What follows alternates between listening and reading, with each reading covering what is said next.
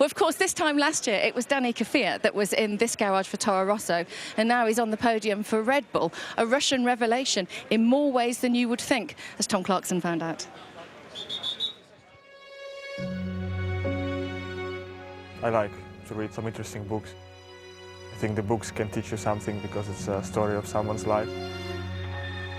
When I heard you were a fan of reading, I assumed, like most of the other drivers, it would be something like 50 Shades of Grey, not Tolstoy and Hemingway and all these other... Well, I read also 50 Shades of Grey, but Who'd you learn more from, Tolstoy or E.L. James? Depends on which area. His excitement and joy and his tenderness for Fro grew stronger and stronger. I think that's the easiest way to learn something, and books actually. If it really interests me, then I'll try to finish it. But are you aware that it makes you a bit different to other racing drivers? We all have our own hobbies, small passions and so on. So I asked my parents what they used to read, and them being Russians, they suggested me to read some Russian classics. Vronsky now had the lead as he had wished and as Cord had advised. Well, whatever it is you are doing, it appears to be working because he got that sensational result in Hungary. Dani Kvyat finishes in second, his first ever podium. The 21-year-old Russian has brought the Red Bull home in second place. Yeah, it was a good race, you know. We played well, not with the best cards regarding my side of the garage, and in the end the result matters and we got that P2. That performance in Hungary showed real confidence from you, and there have been peaks and troughs this year, and it seems to just be getting better and better. Yeah, also last year I had a confident year, but for one reason and another, it was fading away a little bit.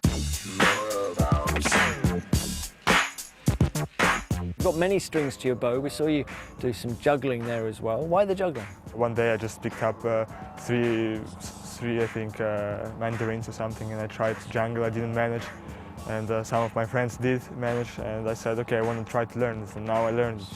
So now we use it with my trainer sometimes as a training element as well. It's mainly about hand-eye coordination, so that's why we do it for warm-up as well. It's a useful thing. You've actually scored 8 more points than your teammate in their last 5 races. That says a lot, I feel. Yeah, you know, me and Daniel, we've been pushing each other well, I think, giving enough motivation in these tricky times for me and for Daniel, because, you know, we always want to fight for higher places, higher positions.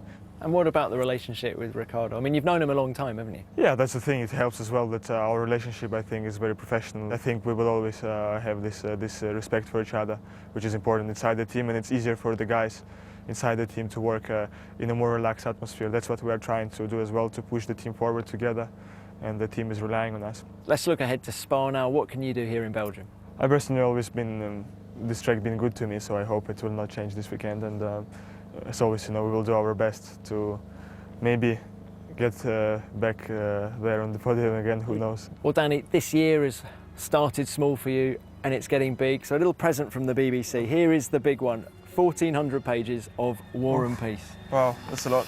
That's Enjoy. I think we know what you're going to be doing tonight and tomorrow night and the night after. Spending some time for a few days ahead. Enjoy it. Cheers, thank you very much. Cheers.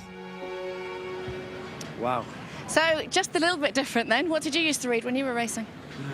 Setups, race setups. I know what he was going. He was thinking. I was all over the engineering pages. I bet you were.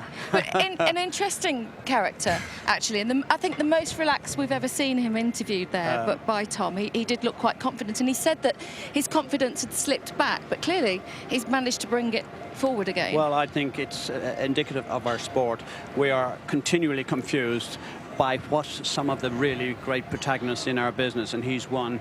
He's a learned guy, he wants to read more, and everyone has their own facet, and that's what I love about Formula One in particular. It brings so many different cultures together, and they do it so remarkably well. Well done to the drivers, I say. We've just seen Dani there, and we've just seen him, been talking about the reading that he does and his love of arts and culture, and I saw him earlier, he was skipping and he does the juggling and everything. He is a little bit different, isn't he? Oh, absolutely. I mean, we're full of them here.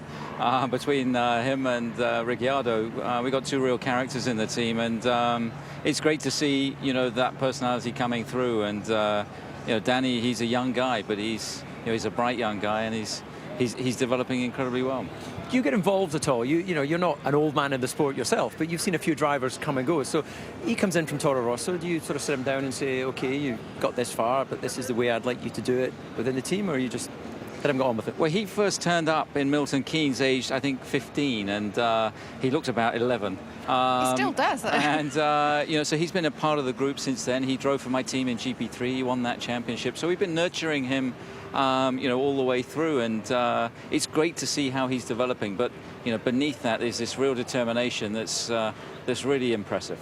Okay, all right. I've got to let you go because you've got to go and do something apparently, but thanks for popping by. No problem. Catch up with you later on in the show, I'm sure. Let's have a little bit of Fernando